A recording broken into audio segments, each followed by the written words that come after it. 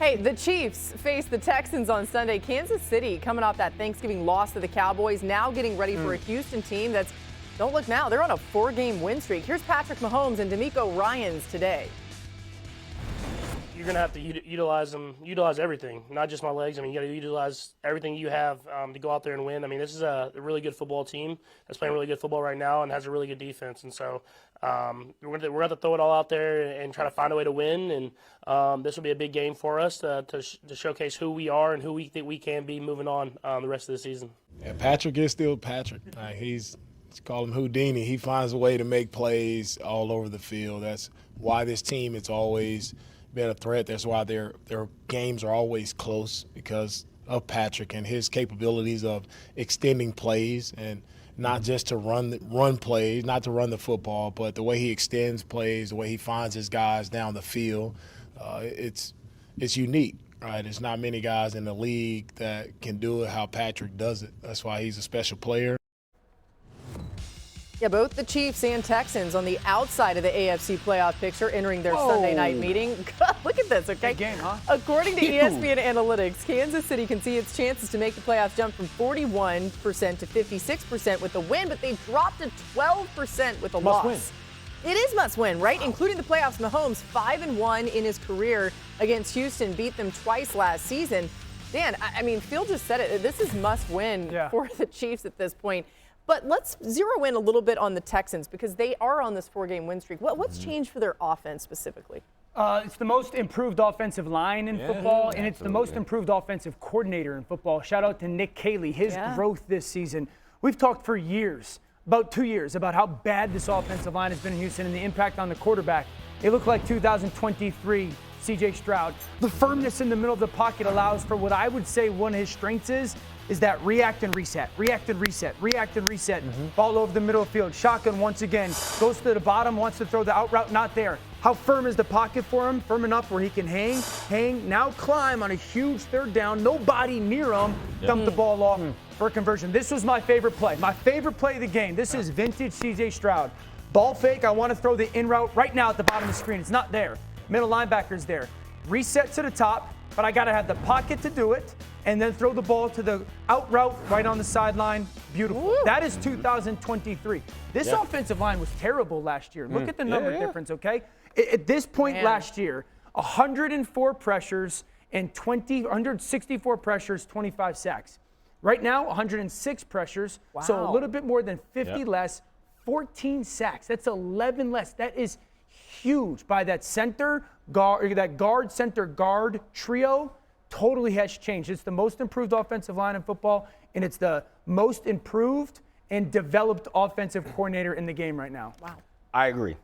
They started the season 0-3, and there were so many questions about Nick Caley, C.J. Stroud, how they kind of started slow. And over that course, I mean, even if you watch this game, they got to clean up some of the execution stuff at times. There's procedural things they can continue to get better at. The pre-snap penalties, it's bad. It's bad. But C.J. Stroud coming back, it's like he did some things well. He made good decisions, like for the most part. The pick we can talk about, but he made great decisions. And to your point, this offensive line, like C.J. Stroud is playing like he's trusting that protection 100%. That you're talking about. And we're seeing the C.J. Stroud of old. So shout out to their offensive coordinator. Let me ask you a quick question. Jaden Higgins, the rookie receiver, what have you seen? He's come on. Like, he's become a very viable number 2. The biggest thing when I'm watching them, especially now versus the beginning of the season, you're seeing the play calling, decision making. You're seeing the detail. You're seeing the detail in the routes. And for a young player like him, when you watch his game, you can see the maturation, even in a short season, of the detail of what he's doing, and it's permeating throughout the offense because every position is like that. Wow. Let's talk Chiefs defense for a minute here. I think we all probably agree there's not a glaring hole on this defense. A lot of good personnel, guys who have played in high leverage moments in the past. They've won Super Bowls.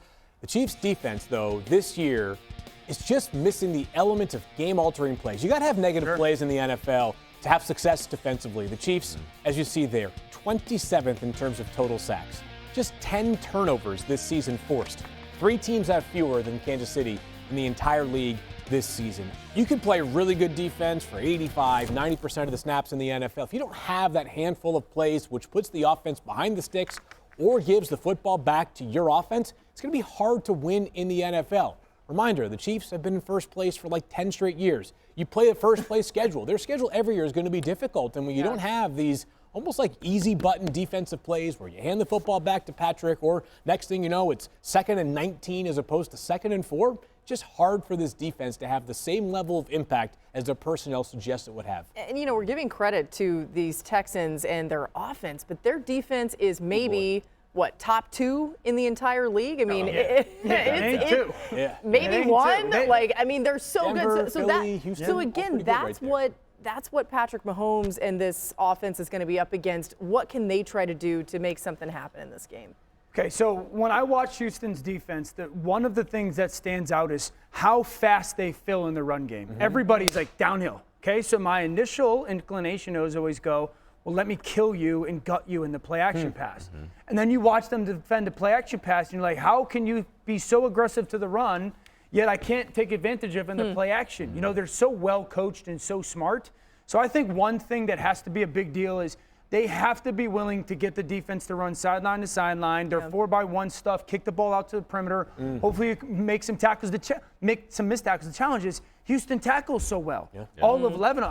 I wish I had an easy answer for you. There's not one, right? That there's Patrick's going to have to make 3 or 4 remarkable plus plays where he goes above the X's and O's. By the way, Chiefs starting left tackle Josh Simmons on injured reserve now. Starting right tackle Jawan Taylor out of practice today. Trey Smith, their best offensive lineman, still out of practice today. So it's not a hold the ball game. Get the ball out like this. Yeah. I mean, your defense is going to have to hang on. A reminder of what we told you to start this segment. If the Chiefs lose this game, their chances to make the playoffs drop to 12%. So astounding. It's really It's important. a must win. I mean, let's be honest. They have to win out to get in. And they feel that way too. What did Andy say yesterday? Tickle the tonsils. Tickle the tonsils, boys. I'm still not sure what that means.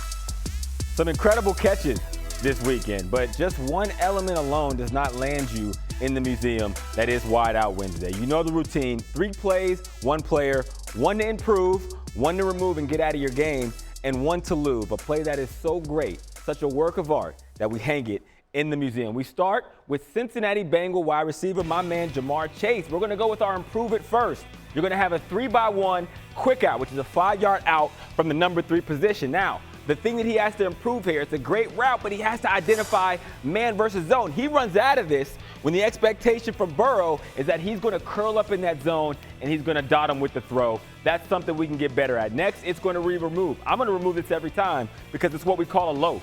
Whenever you go get your grade after the game, you're going to put all these plays up and you're going to see he's not running hard off the ball. And not only that, because it's press coverage and he has an out route, he doesn't come out of the break with enough intensity to understand that the ball is coming, and that results in an incomplete. And last but not least, the work of art that is the Louvre. It is a go ball from Joe Burrow to Jamar Chase. So many elements here. You're going to see why Jamar Chase is one of, if not the best receiver in the NFL. So first, it's not just a straight line. You're going to see him seam release because it's going to hold that DB closer to the inside of the field, creating a bigger window for that quarterback to hit. Next, you're going to see him maintain his line and stack, which is hard to do in the NFL. Again, another reason to drop that bucket in there. And then lastly, he's going to late hands, which ensures that the DB cannot make a play on it. Jamar Chase, it cannot be a wide receiver museum if we don't have you in it, brother. So join me over here in the Louvre as we put you up next to my man Tetsuroa McMillan. Here we go. It's beautiful every time. Every time it's great. What a moment for Tet McMillan right next to Jamar Chase. I know, he deserves right? it. Mama, you made it. And don't forget Hawk and Lisa down there on the left-hand Of side. course.